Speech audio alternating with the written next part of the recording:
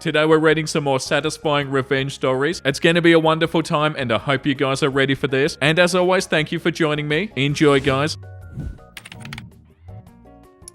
My roommate's girlfriend tried getting me evicted. I got her dumped. This is an old one, but it's still entertaining. 7 years ago, I moved into a 4-bedroom house with 3 of my friends. I was the only woman among 3 dudes. One of the roommates was the owner's son. We were all friends in college, and honestly, it was the best 2 years ever, living situation-wise. We all had different work schedules, and because I worked the earliest, 6 a.m., I had the only downstairs bedroom. My friend, let's call him Jay, who worked night shift and got home at 4:30 a.m., had the room above me so that we didn't wake each other coming home. During the week, Jay and I would eat breakfast together before he went to bed and I went to work. We had a jar in the kitchen we would all throw spare cash into, like $5 to $10 at a time each. It was for common groceries like milk and eggs and basic bread, and occasional house meals and beer because we were in our early to mid-20s. The rule was always that if you used the last of the common use stuff, you'd take from the jar to cover the cost and grab it from the store ASAP. When we grabbed pizza or I'd make a meal for everybody, we used the same fund. This is all very important. About 5 months into the living situation, Jay met Karen and started dating her. He brought her to one of our game nights to introduce her to us and get a feel for how she'd mesh with us. And all was fine when she thought that I was only the girlfriend of another roommate because we were playing in the dining room by my room. Karen saw me go into that room to grab a sweater early in the night. Then she saw my roommate, the one she assumed I was dating, go upstairs to grab his phone charger. The entire vibe changed and she started to ask me who I was dating. She was floored when my roommates confirmed that I lived there. I had my own room and I wasn't dating any of them. She saved face, said that she was just surprised I'd want to live with 3 men, and then we moved on. Cam,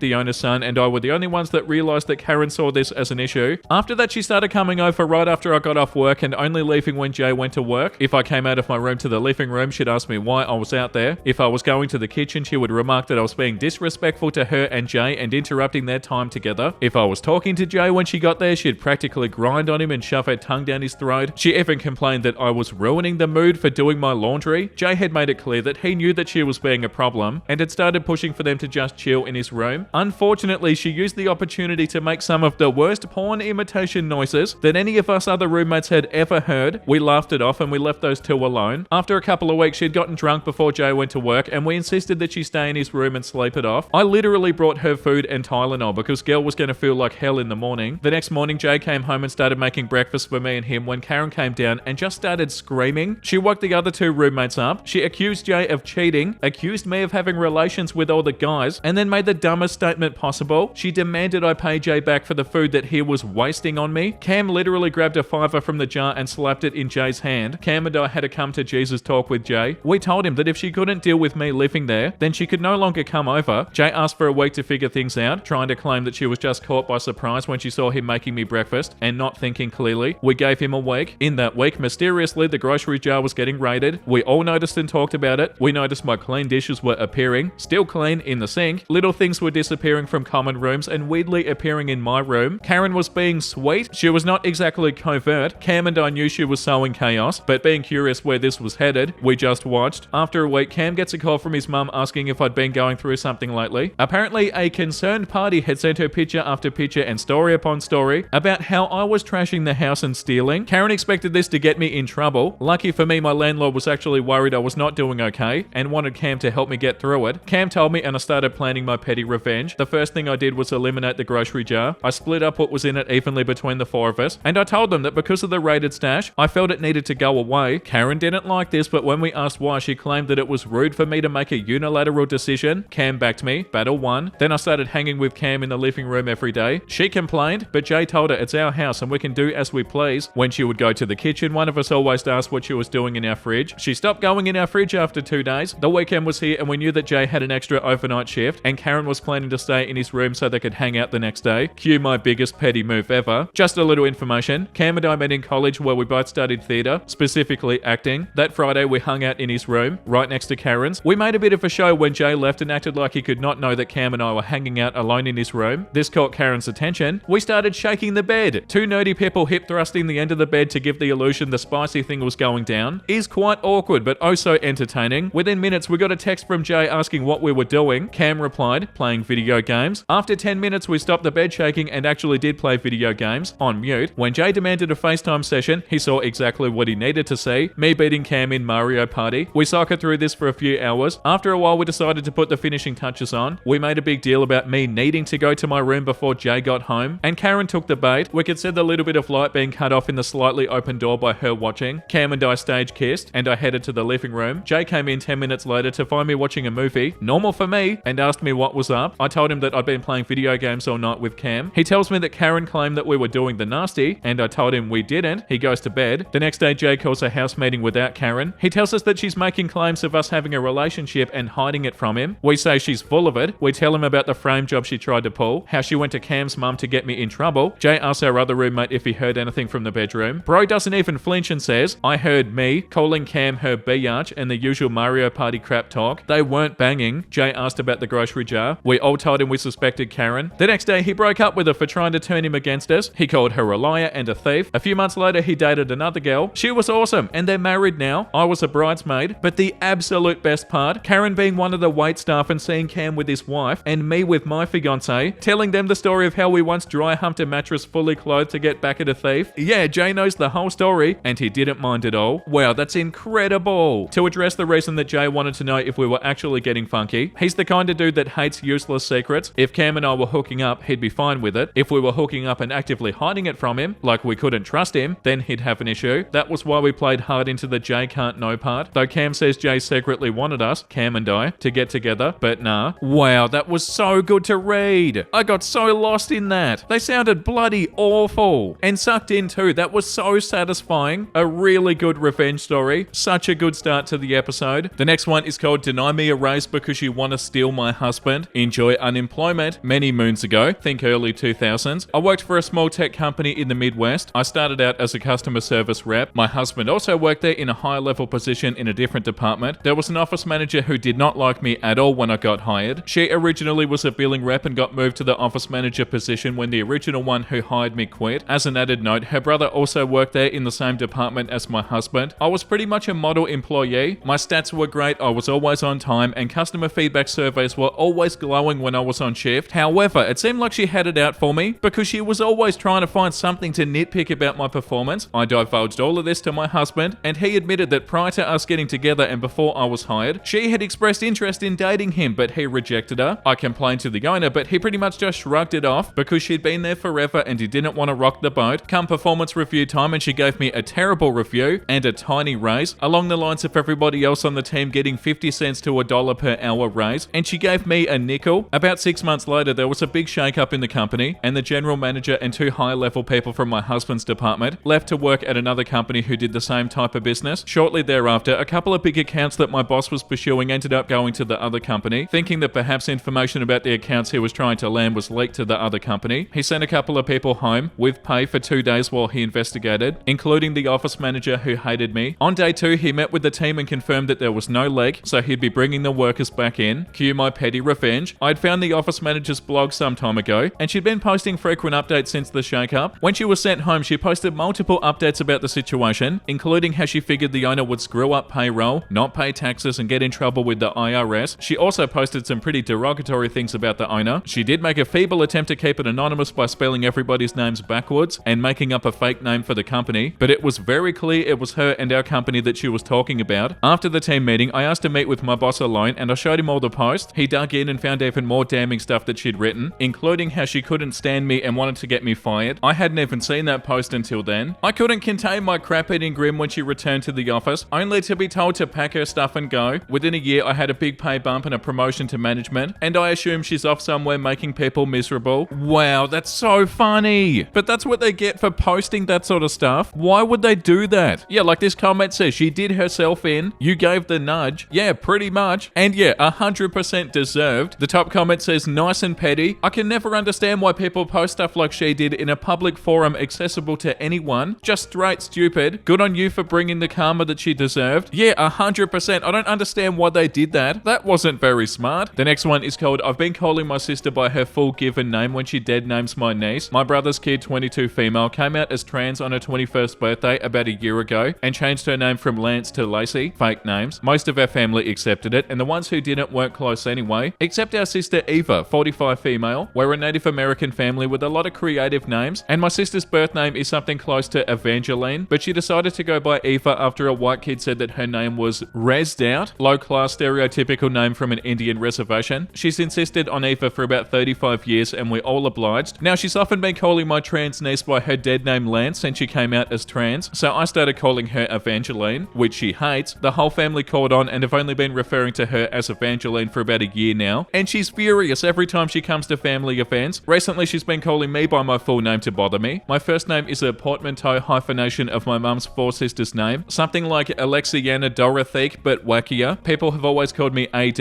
or Lexi, or my brother called me Dodo since he was a kid. I love my first full names, but it is cumbersome to use an 8-syllable name regularly. Well, my full name caught on with my family and friends. Just despite Evangeline, we've all reverted back to our full names instead of nicknames. Our dad is no longer Frank, he's Franklin. Our mum is no longer Roz, she's Rosalind. Brother is no longer Nate, he's Nathaniel. Sister-in-law is no longer Kate, she's Catherine. This has truly driven Evangeline away, which was the plan in the first place. Lacey makes for better company, so good riddance to one crappy sister. Yeah, and once again, that's what you get. These are so satisfying. Yeah, this comment. Good family support group. Reddit has almost convinced me that all families are bad. Yeah, that's what I was thinking too. The family did a really good job here. The next one is called Watching My Housemate Die Inside. This happened in my second year of university in the UK, 1998. 6 of us shared a house with an even split of boys and girls. John was my best mate and was very shy and had no confidence with girls. He got on really well with the girls that we lived with, Sarah in particular. When we moved in, Sarah had a boyfriend who thankfully after a few months she broke up with, as he was a ding-dong. After this, Sarah and John grew closer and she would quite often sit and cuddle with him while watching TV, or dance with him when we were out, and generally spent a lot of time together. John was so clueless about women and thought they were just besties, but it was obvious to everybody that they were into each other. The important point to the story is that John was still a virgin. Our other male housemate, Steve, was the opposite of John. He was a player. He had a girlfriend from school who was a few hours away at another uni, so he'd often sleep with anybody that would have him. Ew. He also had a crush on Sarah and tried it on with her a few times and got rejected. Steve used to take the mick out of John for being a virgin. At first it was every so often, and then when John and Sarah were getting closer, he started to call him Virgin Boy. Oh, Steve sucks. In an attempt to belittle him. The rest of us told him to knock it off, but he persisted for a few weeks. Not long after we got back from Christmas break, a few of us were in the living room after uni, and Steve walked in and asked me and Virgin Boy if we'd like to order pizza for dinner. Sarah walked in from the kitchen at that point, walked over to John, sat on his knee, kissed him, looked at Steve and said, "You can't call him that anymore. We had a great time this morning," and he made me blank several times. I doubt you've ever been able to do that with your tiny you-know-what. The rest of us sat there trying to stifle laughter. Steve went bright red, mumbled something and went to his room. Turned out Sarah had made a move on John that morning. They both admitted to being into each other and had slept together. Sarah snapped when she heard Virgin Boy and decided she'd had enough of Steve. John and Sarah are still together, married with 3 kids. Wow, that's so funny. I'm so happy that everything went well for John. I was so worried it wasn't going to end well for John. Hell yeah. Yeah, like this comment says, I was so scared that Steve would steal Sarah from John and make fun of him afterwards. I'm glad I was wrong, and Sarah sounds like an awesome mate. Lucky for them to have found each other. And such a wholesome ending. The next one is called Karen Got Her Due at the Grocery Store. My 40 male, almost 4-year-old daughter loves grocery shopping with me, especially if we get one of those race car grocery carts. If it's a slow time at the store, I take her to the deli where there's a wide open space in the corner and spin around in a circle with the cart. She loves it. It usually gathers smiles in the rare case somebody is nearby. Just a dad having fun with his daughter, right? Just yesterday, after doing a single spin, we went on our way when an older lady, I'd say early 70s, came towards us shaking her head and glaring at us. I gave her a perplexed look in response to her scowl, and she muttered something about having no respect for public spaces. I responded, "Sorry ma'am, I was just having fun with my child. Sorry to have offended you. Have a nice day." I thought that was that and I was happy to move on, but she continued, "Shame on you for teaching your child such poor manners. I taught my children how to behave in public." Me, "Clearly that's a lesson you didn't bother to learn yourself. I wonder how well they turned out."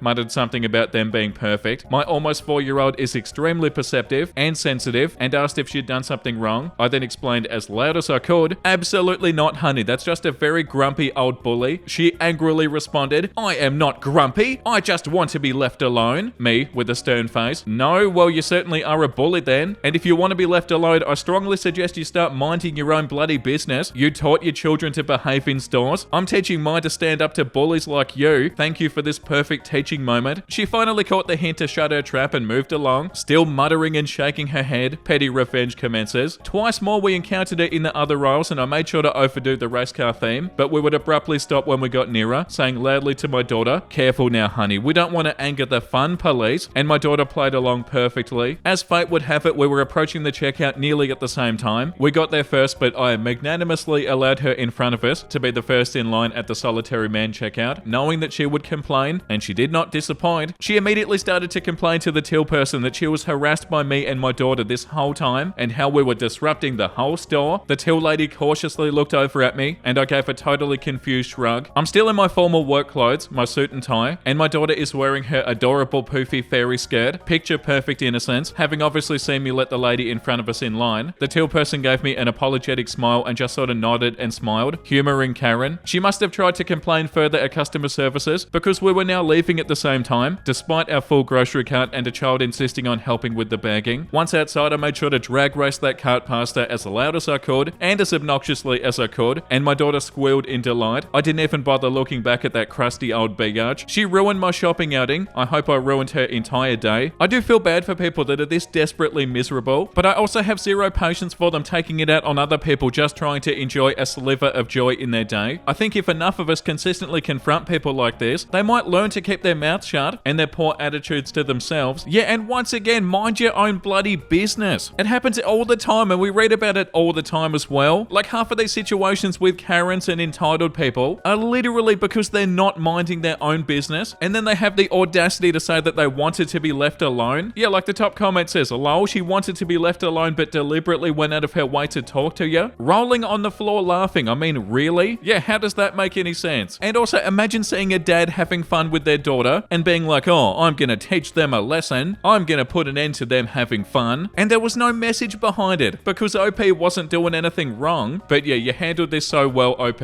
I'm so happy that you stood up for yourself and for your daughter. And that's such a good lesson for your daughter too. Hell yeah, OP. The next one is called Little Jerk Messes Around and Finds Out. So, about a year ago, my 31 female daughter, Ali, 11 female, made a friend with a girl down the street. Let's call her Dana, 11 female. Dana's family seemed to have a few rules and boundaries, but we shrugged it off. Dana was nice and our daughter finally had a friend on the street. One weekend, my daughter comes to me crying because Dana's friend Dylan, 9 male, wanted to play with the girls in her backyard and decided to choose violence when rejected, so he roughed them up a bit. We go outside and immediately I see Dylan book it back to his street, and Dana's also bawling about Dylan shaking them and hitting them. My boyfriend joins us as we escort Dana back to her house. We find out where Dylan lives and we speak to his less than concerned mum about it. She did not seem to care much. After, we wanted to let things cool down, so we kept Ali inside all week. Now Dana's dad knocks on our door a week later and asks if Ali isn't playing down the street anymore because of Dylan, and then promises the girls will be safe and Dylan is no longer allowed to play at their house. So the next day we let her go over to Dana's house, but she comes home early and says that Dana's mum said they had to play with Dylan or Ali could go home. We did message Dana's dad and asked why he went back on his word, and he just said that he told Dylan to be a good boy and he could play with them. So we decided to no longer let Ali play at Dana's house anymore. As the months go by, more kids move into the neighborhood, and they soon make a little kid gang with Dana and Dylan as their leader. They ride in front of cars, peeing in yards, throwing things from their bikes, trespassing multiple neighbors' property, running around in the pouring rain and getting in front of cars. Dylan would mouth F you and flip me off as I drove by. We did our best to ignore them. More recently, they've been hanging out at a seemingly empty house a few houses away from ours. The owner travels a lot and lives in a trailer on the side of their house. We have warned them a few times to stay off their yard. A few days ago, I was leaving to go to the grocery store, so I had to drive by kids at the house on the corner. I was trying my best to ignore them until I saw Dylan run up to the door and run back and give me the most petty smug grin I've ever seen, like he's daring me to do something. So I roll my window down and I tell them they need to leave the house. They all scatter, Dylan first, but Dana is the last. I tell her she needs to leave too. She says, but then just leaves, like she wanted to argue that nobody lived there. So why does it matter? Yesterday, the group of kids go to the house on the corner and they go all out throwing rocks and sticks at the windows. My boyfriend called the non-emergency police number, and apparently somebody else had already called the cops on them, and the cops had told the kids to leave, but the troublemakers, Dylan and his friends, stuck around despite the cops telling them to leave. So the cops drive up the street from both directions to trap them and tell Dylan and his doofy friends that they're taking them all home in the back of their cop car, and they're going to talk to their parents. I wish I could have returned that smug look on Dylan's face as the cop car pulled away. Hopefully they'll stay on their side of the street from now on, and hopefully Dylan will be grounded for a while. Yeah, I don't really feel like he's going to get in trouble though. Like, judging from everything we read here, the parents obviously don't care. The top comment says, so Dana's parents chose the violent loser to hang out with their daughter? Yeah, how bloody crap is that? Also, this comment, a ride in the back of a cop car to his mother who doesn't seem to to give a crap may embolden him even more. I doubt that he gets punished. To be honest, I was hoping for a better revenge story. No offense. Yeah, I was kinda hoping that Dylan got it a little bit worse than that too. But yeah, hopefully they do learn. The next one is called Customer Said I Must Not Know My Boss Very Well. I Work for My Dad. A pretty great story from work this morning where I got to one-up this guy. So I'll start by saying I work for my dad at his store. I work the front counter and I interact with most people and customers. Also, I look a lot more like my mum. My dad runs a separate business as well, but anybody who needs to talk to him for either business can usually find him in the office here. So this guy shows up this morning looking pretty ruffled and asked me if my dad was here. I replied, "You just missed him. He's out for the morning doing a couple of things." He was very displeased by this information and was acting very loud and unprofessional. He started looking around the store and eventually came back to the front counter with a piece of equipment that he wanted to trade for some work that he apparently did for him before. Keep in mind, I know most of my dad's workers and I've never seen this guy before. I told him I don't do any negotiations while he's not here and I can't let him leave the store with something for free. I told him that normally he probably wouldn't want to take that route, but he was welcome to discuss it with him once he was back. He looked at me and replied, "You're making a big mistake here and you must not know him very well because he would do this for me and blah blah blah." I looked at him and I replied, "I actually do know him quite well, seeing as he's my father." I told him that he could either leave or wait for my dad to get back. He kinda looked up at me and was pretty speechless. I could tell that he felt stupid and regretted his comment. He ended up waiting around in his truck for my dad to show up, and guess what? He wasn't gonna do a trade. It's almost like I know my boss well. Apparently the guy worked like 2 days for him and then quit. Plus, the thing he wanted was way more expensive than what he was owed. Side note, the pay wasn't made yet because we're bi-weekly. I swear, some of the people around here are nuts, but a petty "don't you know who I am" moment made my day. Yeah, like actually, I do know my boss pretty well. Better than pretty much anybody, actually. The top comment says I worked for a florist while I was going to college. It was owned by a husband and wife. Her name was Joan, but it was pronounced Joanne. It seemed like once a month somebody would come in wanting a discount, dropping Joanne's name, but pronouncing it incorrect. I always loved the look on their face when I'd correct them, subtly letting them know that I was aware that they didn't really know her, or they'd probably know how to say her name. Yeah, that's so funny. Yeah, you're probably not Joanne's bestie, are ya? Get out of here, okay? But yeah, you did a good job, OP. So funny how they're like, "Oh, you're making a big mistake if you don't do this." Like the amount of work I did for your boss. He would do this trade in an instant. Yeah, didn't work out though, did it? The next one is called Neighbor Kept on Hogging the Shared Garden. So I kept his Wi-Fi hostage until he moved out. A few years ago, my girlfriend and I used to live in a small building with only a handful of apartments and a tiny garden that we shared with the rest of the residents. My neighbor was this guy that everybody hated, constantly blaring music, leaving trash in front of his door, loud drunken grill parties all weekend, every weekend, and ignoring all requests to keep it down, citing his rights to be loud. You know the one. Our window had a direct view to the garden where he hosted said grill parties, despite numerous requests to let other people use the space too. And one day I noticed he had a similar sound system to ours. It required no authentication for a Bluetooth connection, so I wrote a program that would connect to his speakers the moment that he turned them on, and I played the same 15 seconds of gay, you know what sounds on repeat. He kept taking the speakers to the service, which obviously didn't help, so he bought a newer set. His new sound system could connect to Wi-Fi. Since he made the mistake of loudly announcing his Wi-Fi password to his guests pretty regularly, I connected to it, realized that he never changed the default router password, and I wrote another program that connected automatically and kept rotating his admin password. I even set up my old laptop to run this program continuously. It also kept streaming gay you-know-what to his TV at random intervals, printed a luscious ding-dong picture whenever his printer came online, and either abruptly changed the volume of his speakers every 47 minutes, or kept subtly increasing or decreasing it through several hours. I saw people from our ISP at his apartment several times trying to fix his network, to no avail. The moment they reset his Wi-Fi, my program was already there, changing the admin password. After about 3 months of this, they gave him a new router with a new password, which he never changed and promptly announced to his friends the following weekend, instead of his usual blaring music. We listened to him yell and smash kitchenware the last few weeks before he finally moved out. It was like music to our ears nonetheless. Edit, I'm getting the feeling the technical aspects of this might sound unfeasible to some, so let me clarify. I had his default Wi-Fi password that he never changed, same for his router, we had the same ISP. Obviously, I knew the default password and the IP address it was running on. He gave me unfettered access to his whole home network, with zero hacking involved. At least 70% of the mentioned programs were just pre-recorded macros, so all I needed was some free time. Nowhere near as impressive as it sounds at first. Wow, so they moved out and they're gonna go bother some other family? Or bother some entire neighborhood? Yeah, people like that have no respect for everybody else around them are so frustrating. I'm so happy you did this, OP. And the fact that they had no idea what was going on, that made it so much more funny. The next one is called I Forced My Bad Neighbors into an Unwanted Move. I got my very first apartment at the ripe age of 26. I was fortunate enough to be able to afford one without roommates. I was a model tenant. I paid my rent on time every month. I was polite to the office workers. I never caused any trouble. I lived on the top floor of a 3-story building. Well, 2 years after I moved in, I had new neighbors move into the apartment below me. I was working a swing shift, so my hours were 3 p.m. to 11 p.m. and I often stayed up late to 3 a.m. to do minor chores, dishes and cooking and cleaning, but not vacuuming. I also had 2 cats at the time. My new neighbors immediately went on the warpath against me. I couldn't make any noise without them banging on my floor. I unloaded my dishwasher at 11 a.m. on a Sunday and they flipped out. They complained to the office about my herd of animals. They sent police to my door at 9 p.m. because I was watching TV at a reasonable volume with the subtitles on. I literally could not make any sound without them complaining. It culminated in one of them pounding on my door for 10 minutes after I dared to call the police to express my frustration. So I called the office back. I told them I didn't feel safe in my apartment due to my neighbor's actions, legal grounds for me to break my lease, but then I dropped my bombshell. My neighbors had 4 people in a 1-bedroom apartment that had a 2-person max capacity. Apartment management told my neighbors they had to move into a more expensive 2-bedroom apartment or their lease would be terminated. They moved to a larger apartment on the other side of the complex. My new neighbors were great. 2 adult men who smoked weed on the balcony. Never even spoke to them. Loved them. That's so awesome, OP. They deserved it so much. The universe knew that you couldn't live near them anymore, and yet it worked out super well for you, OP. I can't even imagine living near somebody like that. Unbearable. The next one is called X Wouldn't Pay Me Back, so I made her pay via the Bell bill. This was a few years ago now, but I find it fun to think about. Not sure if it belongs here. Started dating at 15, moved in together at 18, and within 6 months of living together, she cheated on me. She owed me something like $800 for 1 month's rent and for a vet bill I paid for. We still lived together for 6 months after we broke up, because despite me being able to move back home, she expected me to move out, and also to continue paying my portion of rent. It sucked, but it sucked less than paying for her to have her own place. The TV and internet bill was in her name. We had cable. The fact that she owed me money was documented via email. I very strategically sent many emails asking her to confirm that she was aware that she owed me money and how much. I also asked if we could just deduct my portion of the cable bill from the debt that she owed me. On the second last month of our lease, she was hounding me for my portion of the internet and cable bill, about $30. Wouldn't take no for an answer and threatened to not pay and have it turned off. Had another roommate in school who needed it, so I paid my part. By this time, she was staying with the man she cheated on me with, so she wasn't really around ever. For some reason, when she moved all of her stuff out, she left the cable box and Wi-Fi router. I guess assuming because I was still paying for it or using it. I brought my own TV to use after her and her new boyfriend came in one day and took hers without even saying anything. While I was actively watching it with a Tinder hookup, that was an awkward night. Edit to be more clear, I mean it was her TV they came in and took. Like I brought in my own TV after they came to collect her TV. It was just awkward that I was actively watching her TV when they came to get it. I knew I was never getting my money back, so I had an idea. Buy every channel that exists and all the extras I could buy with just the 4-digit PIN. Before this, I emailed her one last thing saying something like, just to confirm, my portion of this month's bill will be subtracted from this amount that you owe me, correct? And she agreed. These purchases began a week or 2 before I moved back in with my parents. I bought every channel individually, bought and rented movies, even started paying for pay-per-view you know what, because I thought it was hilarious. I kept track of everything I purchased, and I racked the bill up to almost exactly how much money she owed me, leaving a bit of space in case I miscalculated, about $750. When she got the bill, I was back with my parents. She came to my parents' house, bill in hand. My father answered the door, meekly stated something like, OP spent so much money on this bill and I can't afford it, to which my father responded, use the money you owe to pay for it, and shut the door on her. I was listening out of sight. Whether or not she ended up having to pay, I'll never know, but it felt good to do at the time. Edit, fun detail I'd like to add here. They were engaged to each other after 2 or 3 months. They're still engaged to this day, 4.5 years later, still not married, and she's pregnant with his child. Edit, for anyone who sees this in early 2024 or later. They broke up, LMAO. She just had his baby. She's now a single mother to the child that she had with this man that she cheated on me with. Not sure who broke up with who, but that's hilarious. That was so fun to read. Like, yeah, good job, OP,